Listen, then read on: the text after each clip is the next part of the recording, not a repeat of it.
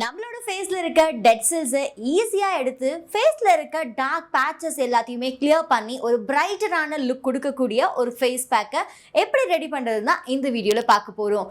இதுக்கு நம்ம முக்கியமா எடுத்திருக்க இன்கிரீடியன்ட் வந்து பொட்டேட்டோவும் ஓட்ஸும். சரி, இப்போ எப்படி இந்த ஃபேஸ் பேக் பண்றதுன்னு பார்த்துடலாம்.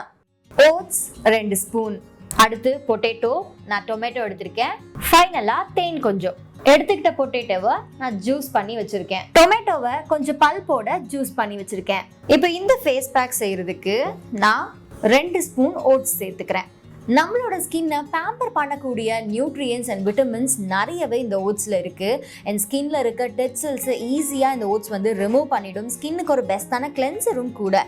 அண்ட் இதில் இருக்க anti accident and anti inflammatory properties ஸ்கின்ல இருக்க இன்ஃப்ளமேஷன்ஸை ஈஸியாக வந்து ஹீல் பண்ணிடும்.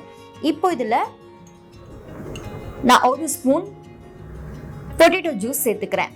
இந்த பொட்டேட்டோ ஜூஸில் இருக்க ப்ளீச்சிங் ஏஜென்ட்ஸ் நம்மளோட ஸ்கின்ல இருக்க ஸ்டப்பனான டேனையும் ரிமூவ் பண்ணிடும். ஸோ ஸ்கின்னுக்கு ஒரு பிரைட்டரான லுக்கை இந்த பொட்டேட்டோ ஜூஸ் கொடுத்துரும். ஸோ கண்ணுக்கு கீழே பஃபினஸ் இருக்குது, ரிங்கிள்ஸ் இருக்குது, ஃபைன் லைன்ஸ் பிரச்சனை, இப்படி எந்த பிரச்சனை இருந்தாலும் பொட்டேட்டோ ஒரு சிறந்த சொல்யூஷன். நம்ம ஸ்கின் ஏஜ் ஆகிற அந்த ப்ராசஸை கூட இந்த பொட்டேட்டோ வந்து ரெடியூஸ் பண்ணும்.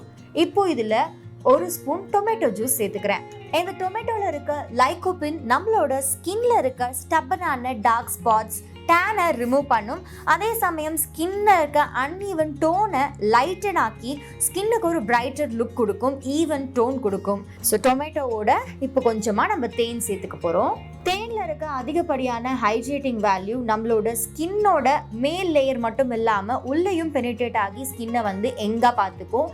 ஆக்னி, பிம்பிள் பிரச்சனை இருந்தாலும் அதை எல்லாத்தையுமே ரெடியூஸ் பண்ணி அதோட ஊன்ஸு சீக்கிரமாக வந்து ஆற வைக்கக்கூடிய ஒரு தன்மை இந்த ஹனிக்கு இருக்கு. ஸோ இப்போ இதை எல்லாம் ஆட் பண்ணியாச்சு. இதை நல்லா மிக்ஸ் பண்ணிக்கோங்க. மிக்ஸ் பண்ணிவிட்டு கொஞ்ச நேரம் அப்படியே வச்சிட்டிங்க அப்படின்னா இந்த ஓட்ஸ் வந்து நல்லா ஊறிடும், அப்ளை பண்ணக்கூடிய கன்சிஸ்டன்சிக்கு வந்துடும். இப்படி ஓட்ஸை பவுடர் ஆக்காமல் போடும்போது என்னோட ஃபேஸில் ஹாஷாக இருக்கும், ஹார்டாக இருக்கும்னு ஃபீல் பண்ணுறவங்க ஓட்ஸை பவுடர் ஆக்கி கூட நீங்கள் அப்ளை பண்ணிக்கலாம். இது ஒரு 5 மினிட்ஸ் அப்படியே விட்டுட்டு அதுக்கப்புறம் என்னோட ஹேண்ட்ஸில் நான் அப்ளை பண்ணி காட்டுறேன்.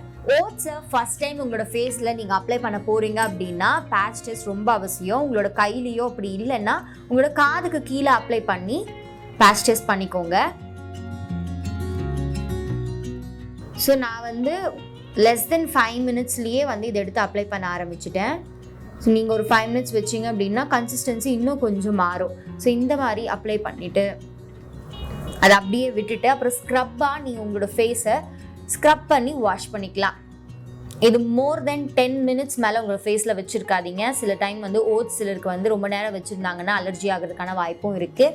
ஸோ 10 மினிட்ஸுக்கு அப்புறம் நீங்கள் இதை வாஷ் பண்ணிவிட்டு நீங்கள் ரெகுலராக யூஸ் பண்ணுற மாய்ஸ்சரைசரை அப்ளை பண்ணிக்கோங்க.